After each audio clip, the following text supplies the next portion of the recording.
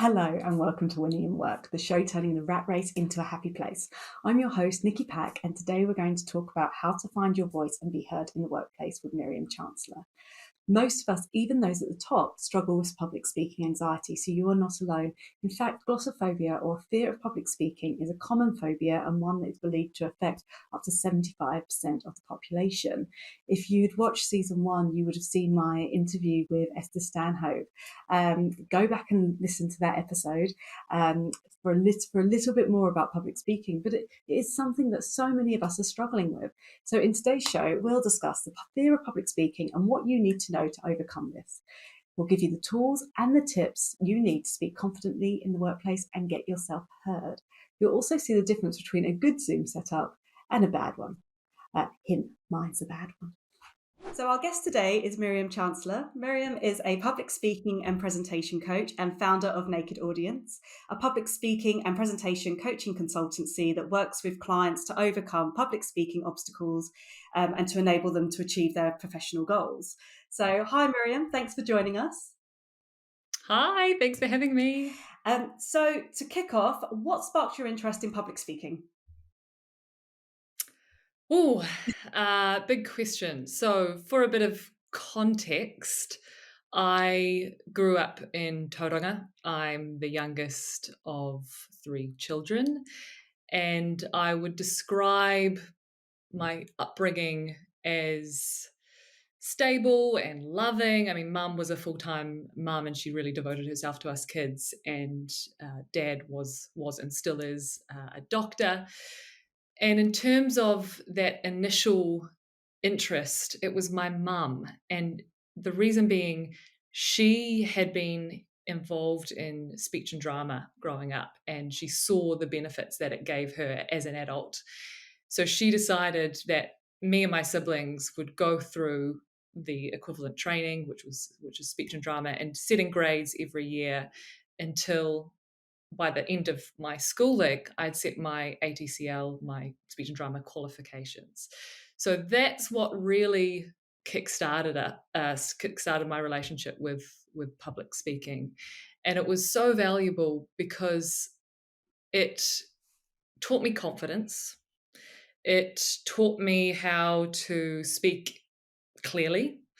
And ultimately, it normalized speaking in front of a group. I mean, I even have memories of me practicing my speech and drama pieces to my siblings after dinner, where they would be all lined up on a couch, and would present I'd present my piece, whatever it was, whether it was a character monologue or a prose extract or a poem, and afterwards they would give their feedback, which was often prefaced by the phrase, "Correction is not rejection," which I think is an excellent phrase. Yeah. Although, to be fair, my siblings, sometimes they just said that. It was almost equivalent to saying "no offense" before then unleashing a whole lot of offensive comments. But to answer your question, it was certainly speech and drama that got the ball rolling and taught me the valuable skills of public speaking. That's awesome. Because that is actually something that you don't think about. You think that when you go into doing speech and drama and things like that as a child, it's mostly because parents want their children to be on the stage or on TV or something like that. You don't actually think about doing it to set your child up for that confidence and being able to speak publicly.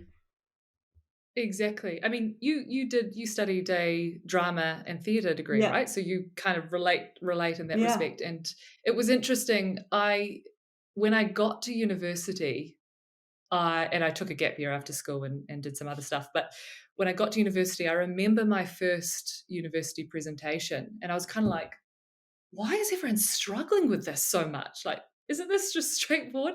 And you do just take those skills for granted. Whatever your parents got you into as a child, you do take it for granted. And it's not until you reach adulthood or you go out on your own that you realize what you have is not typical.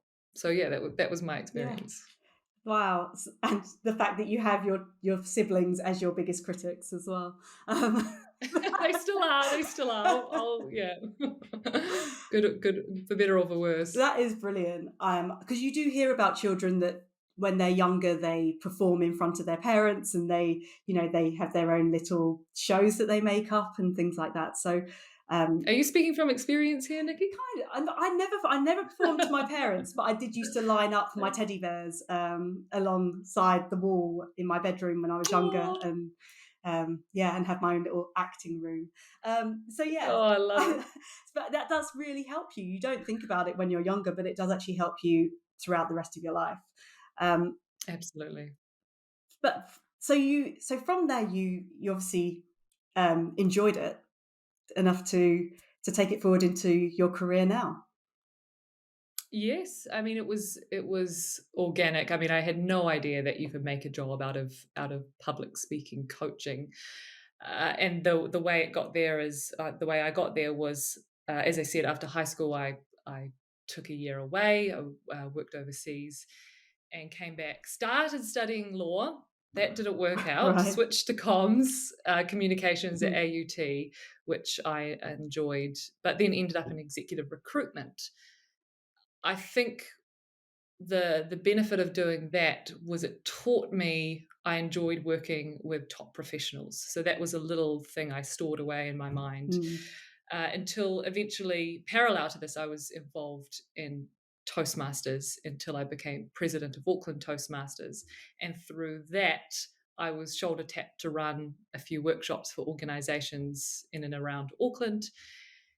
And I remember the first workshop I ran, and it was I was nervous. I mean, I'm meant to be the public speaking expert, and I was nervous, and I was delivering it to this group of women. It was the organization was called Women in Architecture, so a whole lot of women. Mm. And I remember my husband came along in the audience because it was a not a corporate in-house training session. It was open to the public.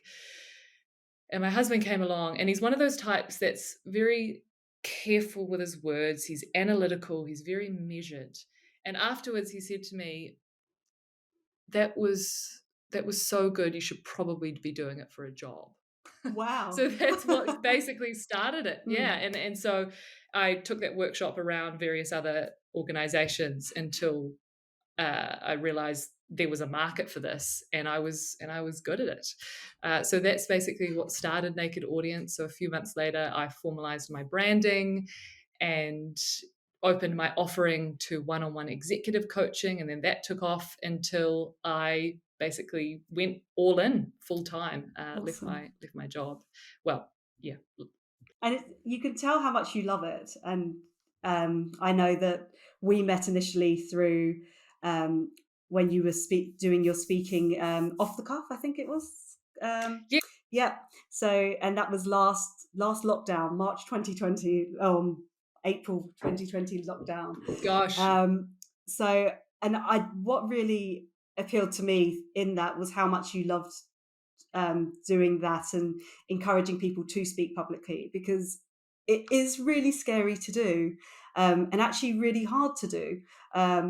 So that's what I think that's how we connected. Was I watched how much you loved helping people just get over that fear, and actually it didn't feel so hard, and it because it can, and it does matter. I mean, it makes a difference, the environment that you're in, but it can be so hard to speak in public, and to speak up in meetings or to speak up in the workplace, um, that it just having someone in your corner, someone to sort of show you the way forward, makes such a huge difference.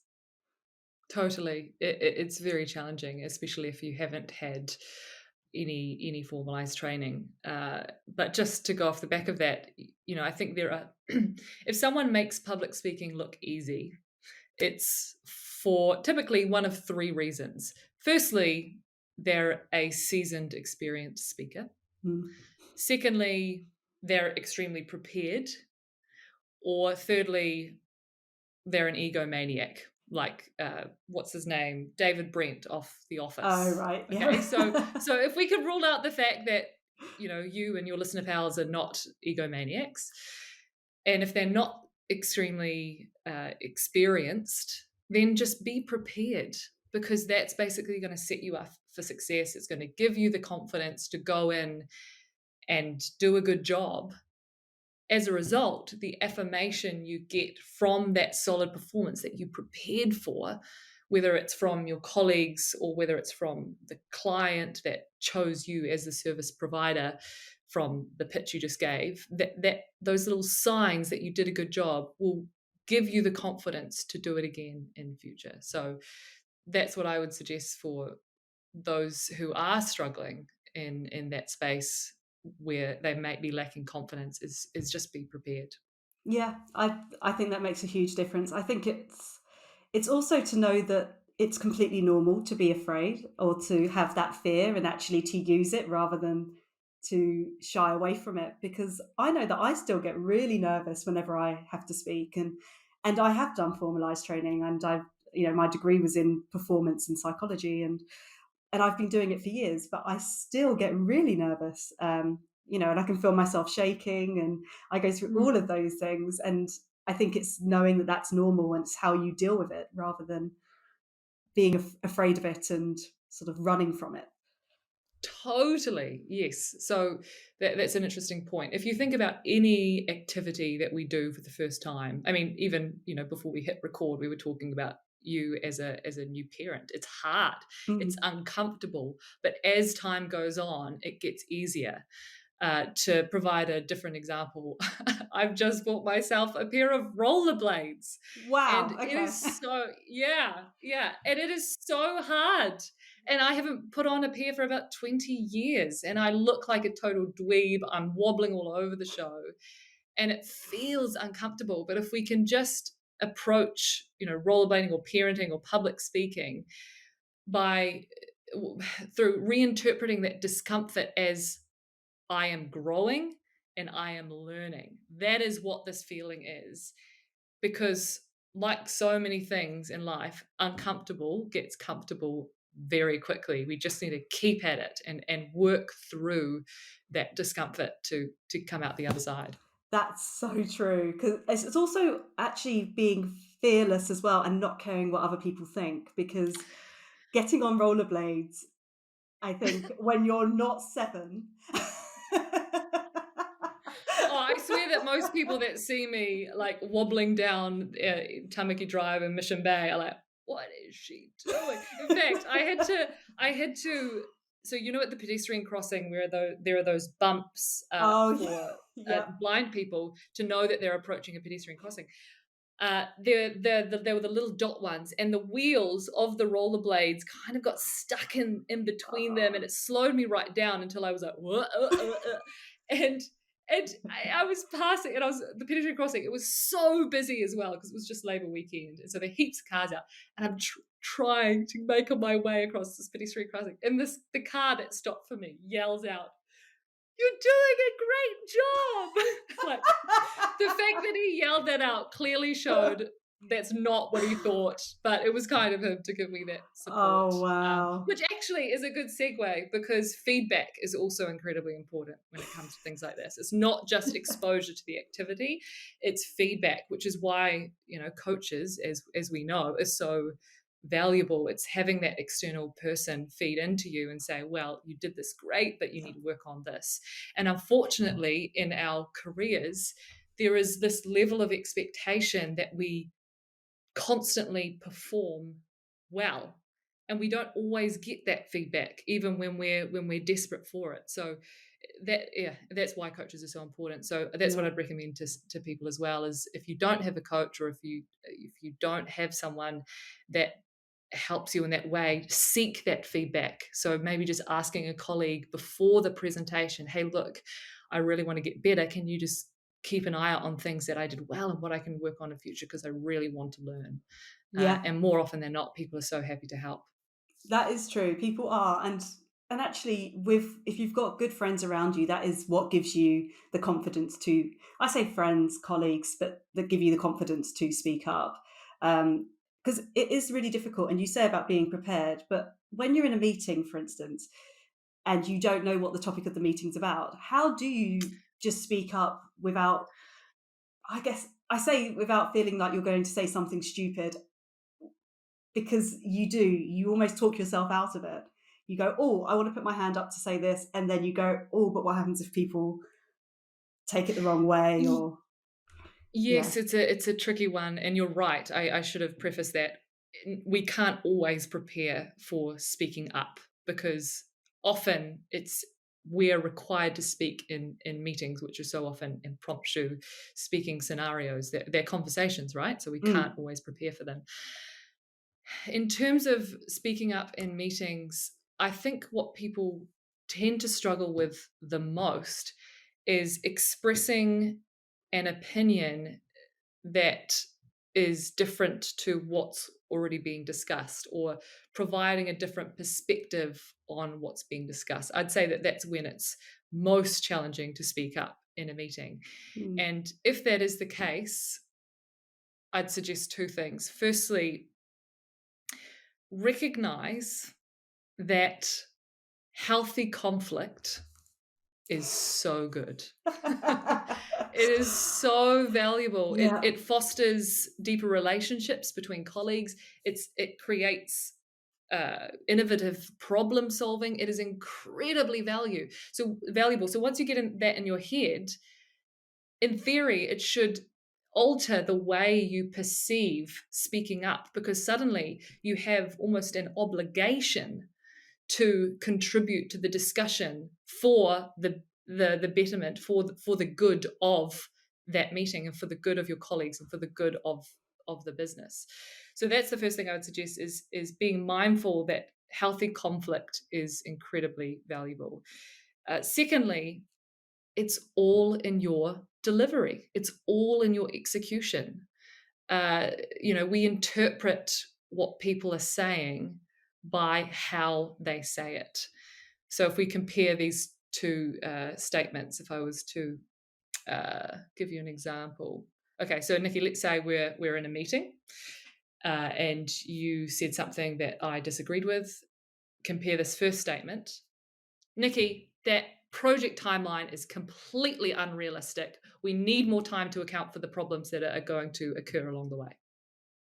Versus, Nikki, I'm with you, man. I would love to get this project done by that certain date. How do you suggest we overcome any problems that might arise, like, for instance, the client taking a while to sign off on the project like they did last time? You see, like, it's just completely different. So just to recap on that very long-winded answer. So conflict is good. Speaking up is good. You have an obligation to. You're employed for a reason. You have expertise. You're in the room for a reason. So speak up if you have something to share.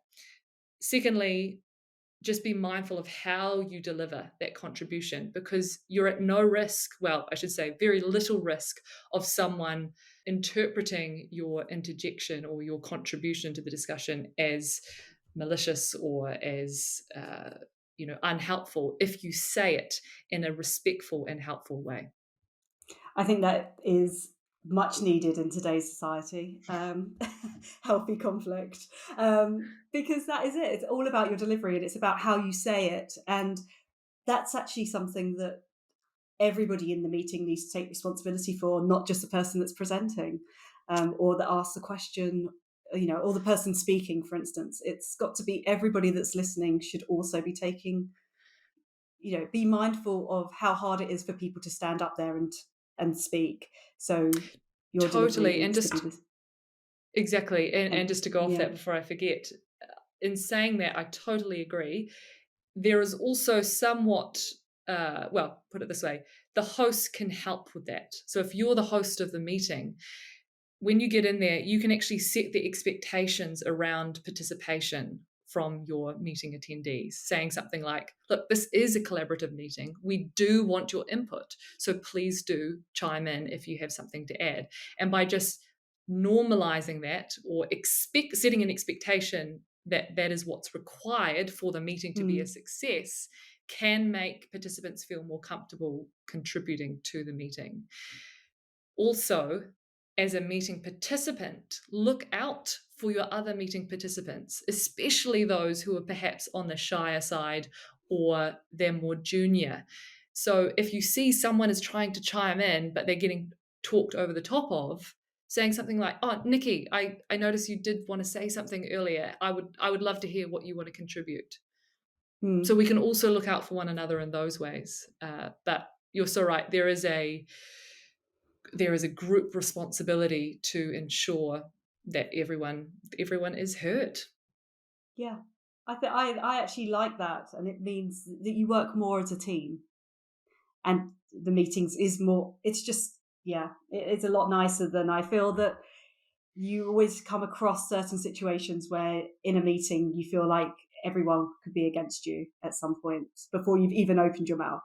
And it's just really nice when you can look at it as a way of everybody coming together and actively wanting to listen to what the other person wants to say. So I think Totally. that's makes a huge difference. Um, so in terms of, we've spoken about how speaking up in meetings.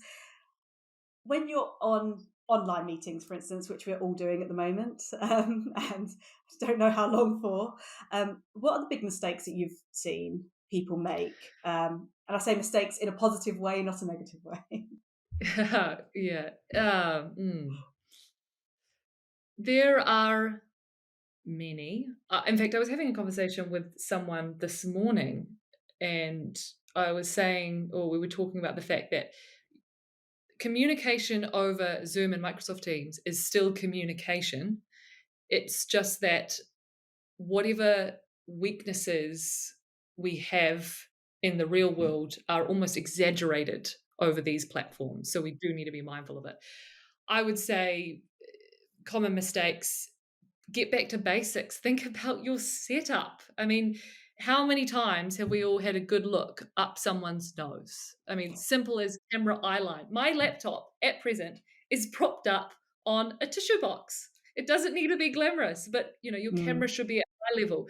Think about your audio. We've both got our headphones on. You were saying before you put your headphones on that you should put them on to reduce the reverberating, the echo in the room. Headphones improve your quality. Things like looking into the camera when speaking rather than looking around, or even worse, looking at your double screen, which is over here. So you're meeting yeah. attendees and getting a good look at your cheek. So all those little things around setup, and I could talk about this for days, so I won't, but they do add up. And it's those small signals that improve your overall professionalism and competence over these platforms. Unfortunately, people are still getting them wrong. Maybe it's because we are getting sick of these platforms, which I completely understand. But Mm. if you can get that right, then that would be good. Yeah, I think one of the things I can't remember if it was you mentioned it in a video or if it must have been in one of your LinkedIn videos that you did at one point. And the one thing that really hit home to me was about looking at the camera rather than looking down at the screen. And I have this huge problem where I always look at the screen because I'm so intrigued by the person that I'm talking to. But when it does come to presenting, it is all about looking up, and because the camera always sits on top of the computer. Exactly. Well, you're better than most people, Nikki, because most people just look at themselves on the screen when speaking. But True. look, it is tricky, and there is a benefit certainly with checking in to whoever you're talking to ensure that what you're saying is resonating, or that they're getting it. But it's that balance, isn't it, between ensuring that when you're speaking, ideally you're speaking to the camera, but Yeah. when your audience is speaking or when your colleague is speaking, then you can look at them on the screen. If you are one of those people that are very tempted to look at themselves on the screen when speaking, which can be quite distracting, you Mm. can actually hide self view. So there is a setting, certainly in Zoom. I'm not sure if it's in Teams. I think I looked the other day and that wasn't possible in Teams. But certainly, if you're using Zoom, you can switch off self view. That's actually that works well in some ways, not in others, because if there's something on your face and you haven't Oh seen it, yeah, yeah, there's always that. exactly. During the time when everyone was coming up as cats or potatoes or Oh, I missed that. I missed that trend. all right. Ah. um, But one thing that you did mention earlier, and to bring it back, is when you are spoken over, it would be great if you've got a host that can be there for you and can say, what did you need to say? What happens if you are being spoken over and you really do want to say something, and you're online, you are on Zoom, and what do you do in that situation? Excellent question. So, firstly, I would say, in terms of interruptions, there are two interruptions tend to fall along a spectrum. So, at one side of the spectrum, you've got collaborative interruptions, where Mm, people will interrupt to express agreement or reinforce your idea. At the other end of the spectrum, you've got intrusive interruptions, and those are the interruptions that are disruptive. They aim to change the direction of the conversation, or they hijack the conversation completely. mm, Most interruptions tend to be on the collaborative side of things, unless there are some serious cultural issues within the organization. Then that's a conversation to have with your superior outside of the meeting. But bear in mind that most interruptions do tend to be collaborative, and they do tend to regulate themselves. If you are interrupted, firstly, don't take it personally. They weren't even aware that they were doing it. And secondly, no, I've had a break. It's gone. It's gone. I would take it personally this week. But in terms of strategizing, in terms of how you yeah. manage them, there are a couple of approaches. And the first is what I've in the past called the polite patty. Now, the polite patty approach is what happens, or what you do is, if you get interrupted, you pause wherever you're up to in your conversation, or what you were saying, and you remember where you were up to. So don't forget the exact word you're on at the moment of the interruption. Then what you do, you let the person that interrupted you just finish what they were saying. You don't need a button, just finish what they're saying. And then when they're finished, you continue at the precise moment you were interrupted. So it's as if you're choosing to ignore the fact that you were interrupted, and you carry on from where you left off. That sometimes works, but in reality, meetings are very messy. So it doesn't always Mm, work, because what ends up happening is loudmouth Larry, who interrupted you, was just interrupted by another loudmouth Larry, and then the conversation's moved on, and you don't have a chance to continue what you're saying. So that can work. The other approach is the firm felicity. The firm felicity is basically when you have to really assert yourself. And the key, and I'll talk about this in a moment, is in the delivery. So let's say mm, you were speaking about something, loudmouth Larry chimes in, interrupts you, and then the firm felicity basically interrupts the interrupter to say, can I just finish that thought? Or mm, something like yeah. that. Now, as you can imagine, it's all in the way you do it. Let's say you Yeah. interrupted me, Nikki, and I said, can I just finish that thought? Ugh, that would be terrible. No Yeah. passive don't be passive aggressive. Don't show any agitation whatsoever. You need to be completely emotionless. Mm, But it will have the desired effect. And in reality, unfortunately, sometimes we do have to fight to make ourselves heard. So yeah. that is the reality of a lot of meetings. So that's what I would suggest. Is there's the polite patty, which is picking up from where you left off after you've been interrupted, or the firm felicity, which is generally more effective in collaborative meetings, which involves interrupting the interrupter and just regaining control of the conversation. And more often than not, as Mm. I said, loudmouth Larry didn't even know he interrupted you, and he'll probably apologize and step back and let you continue what you're saying. I like that. It's the whole don't take it personally. And you're right. A lot of the time you don't realize, but you are just so excited to get your point across. You don't think about, if you've got there before somebody else, you don't think, oh, should I have checked to make sure that I hadn't, spoken over anyone? You just want to get your own point across and get out and get it out. Especially the difference between introverts and extroverts. Oh Um, yeah. It's so hard. I really do feel for those that are on the introverted side. In fact, it's interesting. I actually had a conversation with someone in the middle of a workshop I was running, and she came out and said that yes, I am an introvert. And I asked if she minded if I asked her a few questions about what that was like and her experience of meetings. Now, this is only speaking from her perspective, so I can't say that this applies to all introverts. But her Mm. experience was she's first and foremost, she's not passive, she's just listening. She's listening Okay. oriented. And I think that's a good way to think about it, rather than they're just opting out of the meeting. No, Mm. they're listening intently. And secondly, she did like to contribute. Sometimes it would involve someone creating space for her to contribute, whether that was the host or another meeting participant. Mm. And that she appreciated. But if she didn't have anything to add, don't hassle her. Leave it at that. So I think we make people feel uncomfortable when we say, hey, Jackie, do you want to share something here? No? Oh, go on. Come on. We want to hear from you. Go on. What have you got to say? Yeah. And that's not a good idea. So it is worth being mindful of the different personality types. We all operate very differently. So it's certainly worth taking that into consideration. Yeah, very true. And actually, not even mentioning just saying, does anybody have anything else left to say at this point? It always works quite well before you ever close a meeting, because some people do, and they just need that time to be able to put their hand up and say, yeah, actually, I want Exactly. everybody else to stop talking so I can Yeah. speak. And if there is someone that does tend to be a loudmouth Larry, as the host of the meeting, that's look, it's so tricky to manage because you don't want to suppress their enthusiasm or their willingness to contribute, but sometimes you do need to have a conversation with them outside the meeting, and because those people aren't necessarily aware that they are dominating most of the conversation.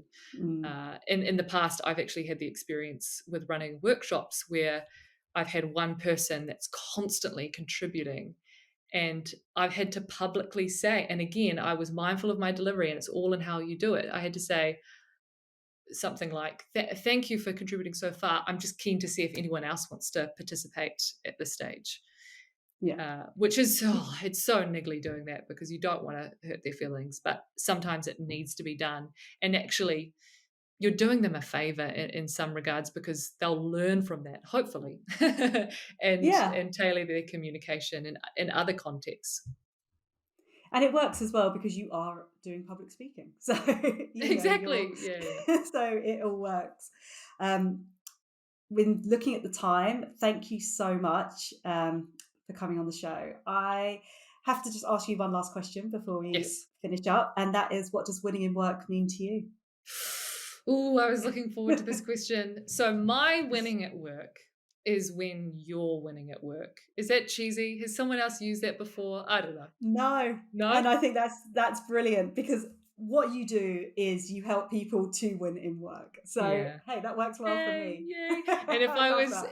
if I was just to give you a bit of example, I the thing with public speaking is it is hard, as we've already talked about, and so often it's a big barrier getting in the way of people progressing in their careers.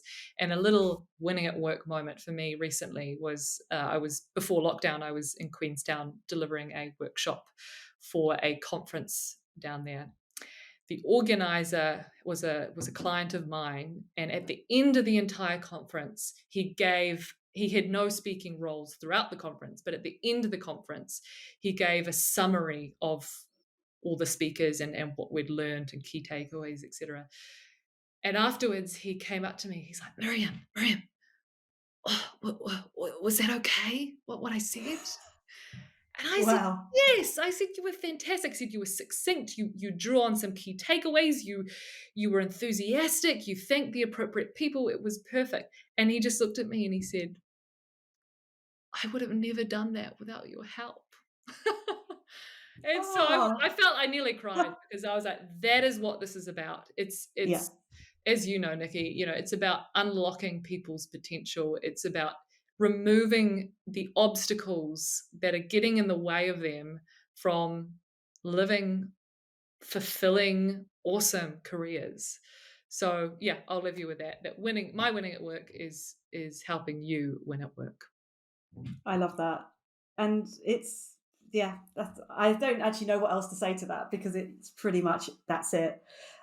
Making a difference to so many people in there, and actually to fulfill their careers when this is what you do, 5 days out of 7, sort of for most people anyway, 9 to 5s, to be able to go into work and have the confidence to be able to say how you feel and not feel that you're almost being backed into a corner. It's giving you that confidence. So thank you so much for coming on the show and helping our listeners My with the pleasure. thing that 75% of the population tend to have a fear around an anxiety around public speaking. So yes, but then thank again, you if it very was much. easy, everyone would do it.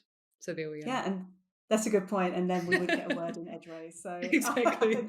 So thank you very, very much. I guess we've covered a lot of ground. The big takeaways that I've got here is to be mindful of delivery. That is one of the biggest things. It's about how you say it, not just what you say. It's being prepared if you can be prepared.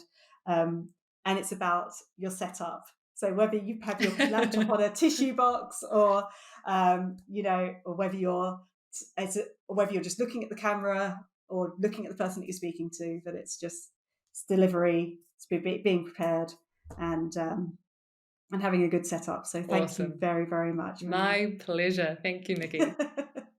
Speak soon. See you. Bye.